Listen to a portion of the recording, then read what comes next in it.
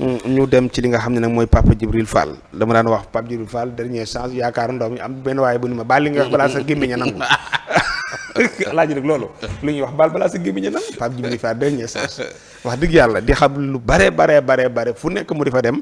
ba jot na wër sax 14 régions yu Sénégal gépp wër na leen 10 ya daal gis na fa ay jafe-jafe yoo xam ne ci xiif bu metti lañ nar a jëm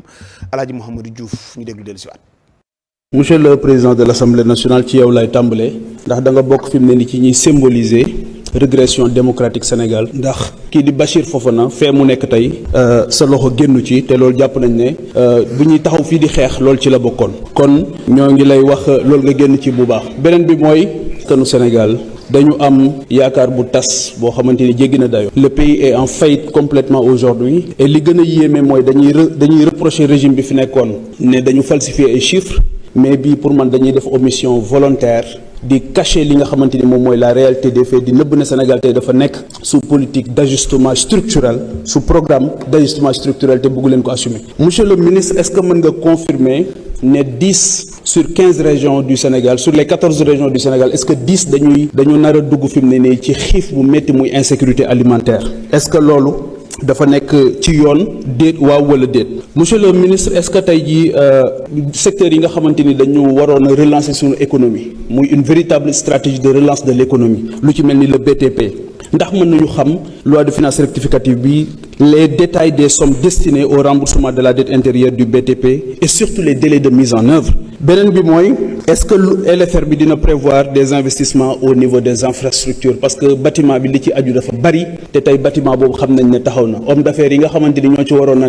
nekk di ci liggéey ku ci xëyul primature rang bay bëgg a dee pour gis le premier ministre ñu boole la ak un CT boo xamante ni du mën a jël en charge say préoccupations ku ci loolu dalul yaa ngi buntu DGID avec un harcèlement fiscal qui ne dit pas son nom wala soit nga jël say bagages génn Sénégal loolu mooy la réalité, la triste réalité aujourd'hui. Donc jàpp naa ne aujourd'hui LFR bi dafa waroon a ñëw sur une véritable stratégie de relance de l'économie et ce n'est pas le cas malheureusement. Donc dañu gis benn absence d'ambition, de vision boo xamante ni jéggi na dayoo. Donc malheureusement dañu nekk di confondre stabilité et immobilisme am na honorable député bu ko wax léegi ne on a reçu les satisfactions du FMI justement dañ doon reprocher régime yi fi jaar ne ku fi bëgg ngërëmal banque mondiale ak FMI mooy sa réew du dem ci kanam et aujourd'hui malheureusement damay dégg ay députés yoo xamante ni révolutionnaire entre guillemets yuy wax ne FMI félicité nañu c'est incroyable, c'est pas possible. Manque d'ambition boobu ak de vision boobu dafa répercuter wu dans tous les secteurs de la vie économique et sociale. La jeunesse aujourd'hui on n'en parle pas. dàq nañ plus de 30 000 personnes ci seen liggéeyukaay mbay mi sonn nañ santé bi sonn nañ maa ngi nii ci biir réew mi laa jóge naa dem naa ci dëkk yoo xamante ni c'est la catastrophe du point de vue de la carte sanitaire. yokku leen yitte yi yokku leen taxawaay bi yokku leen jàmbaar gi gën leen a wàcc ci terrain bi gën leen a liggéey parce que tey jii franchement ñi may dégg ñuy wër ci plateau de télé yi am salaire 5 millions 4 millions am na sax ñu ne 7 millions di wax ne dund gi wàññeeku na vous n'avez plus droit à la parole parce que vous avez abandonné le peuple même ñi ngeen àndaloon di xeex tey jii di leen tàlloo di leen lakkaloo ñooñu tey nee nañ gisatuñ leen donc le pays est en faillite et aujourd'hui on est au bout. mi ngi noonu loolu moo tax nag El Hadj Malick Ndiaye war a góorgóorlu ci wata yi te war a def mu gaaw lool ndax Pape mi mënoon naa paan ca àll ba ndax wër na 14 régions yi yépp ci Sénégal wër na fu bare dugg na fépp te ab député la war a dem foofu yi te loolu nag la ko man mooy oto bu dëgër oto bu baax oto bu gaaw looloo ko man kon bokk El Hadj Malick na gaaw ci projet boobu yi Pape nag nee na 14 yi 10 yi moom boo sàggantul léegi ñu ko dem ci catastrophe waaw te nee na ñi gaa yi doon àndal di taal ak di kii gaa yi faaleetuñu leen beneen bi ci des mooy am na ñuy fayeeku 4 jàpp 5 millions te booba sénégalais yi ñu ngi souffrir. waaw am na solo sony bu Papa Djibril Fall ñu ngi koy siyaare bu baax a baax di wax ne ñaar yooyu nga mujj a wax moom teg na si loxo. muy plateau yi ñuy fayeeku ñaata sax. plateau yi ñuy fayeeku ñaata millions 5. plateau mooy. ñi toog si plateau yi wala waxul loolu. non dañuy ñuy fayeeku loxo rek. xam naa directeur wala DG yi xëy na. maakaar na ñuy toog si plateau yi DG wala ministre xëy na. maakaar na ñuy toog si plateau yi di fayeeku ay 5 millions naan dëkk bi neex na dëkk bi baax na maa yaakaaroon loolu la wax. non kii la ko waxee maanaam daf ko bëgguma répété ay wax. mën nga maa dimbali rek. wax li wax rek loolu garaaw. non dafa bëgg a wax ne ñi fayeeku nangami kii ba noppi di dem ci plateau yi di wax quoi. maanaam ñu leen di invité ci plateau yi. waaw ñuy wax waa di fayeeku d'accord. wax nga dëgg léegi loola moom teg na sa loxo teg na loxo it si boo moytu non yi si des nag yi si ëpp boo moytuwut lay doon ak est-ce que nag moom wax dëgg yàlla ku ko war di samp la loolu kenn mënu ko koo tere est-ce que doonut luñ saxal. lan moo fi est-ce que.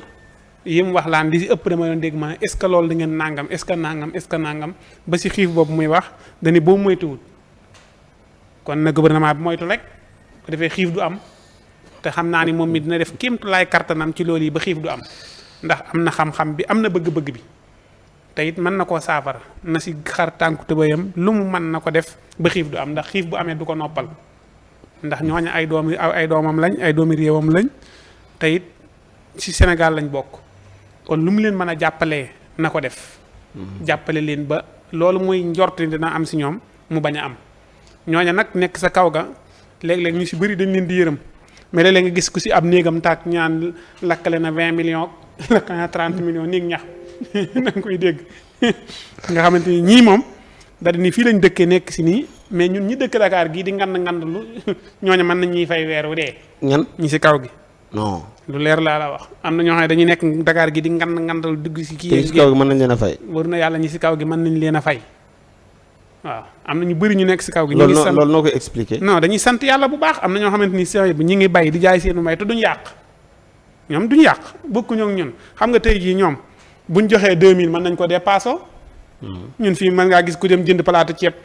4000. waaw reer ñëw nga jënd palaat 2000. waaw ndekki ñëw ngay ngandul di ndekkee. 1000 francs 1000 francs waaw loolu dépassé lan la. courant bi ñëw. maanaam par exemple chaque jour nga lekk 8000 wala 10 000. waaw yow kenn. waaw te fee nag bu ñu joxee 2000 francs dinañ dépassé kaw ga nekk seen jàmm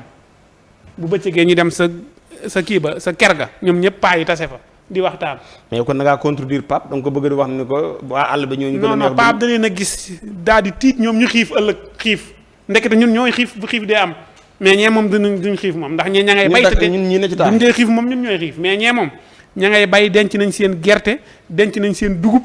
te ñoom bu leen neexee pepp mi mën nañ si añ di si reer di si añ di si reer pepp mi nuñ ci añ cere da ngay def cere reer def laax añ waaw dégg la loolu moom ñun man wax dëgg yàlla si laa juddoo man waaw ndekkee nañ cere ba taay waaw añee laax man moom laax laa daan añe ndekkee di reere cere waaw naka daanaka si laa yaroo ba ni ma xàmmee te ëmm si woon problème kon ñooñu sa kaw ga nag nañ leen ñaanal te moom mu taxawu leen bu ma sañoon daal mais catastrophe la noonu la maanaam 14 raisons yi 10 yi maanaam 4 yi donc la génne teg nee ni mu ñoom mën naa am duñ na ci jafe-jafe waaye 10 yi moom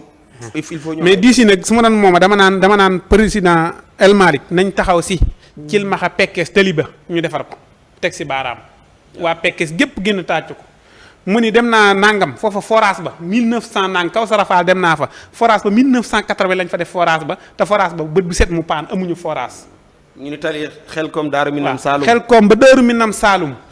tali ba am na ay sareet yu bëri yu fay mbëkkante ay oto yu fay daanu. jafe-jafe kese la. nañ ko defal Cheikh Saliou defal na ko ba mu xonq cur. waaw nañ ko ñuulal kese waaw bu ko defee nga ne bërëb sàngam nangam bërëb sàngam nangam bërëb sàngam nangam ñu ne lii de lañu teg baaraam la waaye bu moytu dinañ xiif moom yàlla na bu ñu xiif rek dañuy ñaan na si taxaw lu mu man te xool lu mu mën a dénoncer lu ñuy teg baaraam bu ko defee ñu wote ko jàppale ñu loolu ñu ngi koy ñaanal jàmm bu baax Fall sunub sëriñ la joxe hélas buuru El Hadj Sa Ndiogou Mbeng moom saa waaw yaa ko may Fall la foo jaar ak saa bu ba may ko saa non xaaral ma nopp waaye mboq nga ko neexalee lool non waaw kay xalaatuma ko mboq mais ñëwoo ci ñu àndoon a gaay di taala ko toj ak a yàq nee na bu léegi dañu faaleetuñ leen. waaw loolu laa doon wax teg na si baaraam sax nañ beneen boobu laa fàtte woon ni teg na si baaraam nee bu mutu man gis naa ñuy weddi de def ay vidéo di weddi naan man di bàyyeegu ma waaw ñoom ñoo xam moom wax na li muy wax ba pare ku bàyyi yow la ku bàyyiwut yow la waaye daal moom am na benn waaye bu ne woon daa bàyyi kat ba mu gisoon ko waaye daa defaat vidéo ni bàyyiwu ma damaa meroon. baatu kooku la dajal. gis naa benn waaye bàyyi woon jékki-jékki naan bàyyiwuma damaa meroon affaire yi moom nii ku bàyyi yaa ko yëg. waaw waaye fa mu war a àgg dana fa àgg bu soobee yàlla. macha allah. Ndiogou. Papa.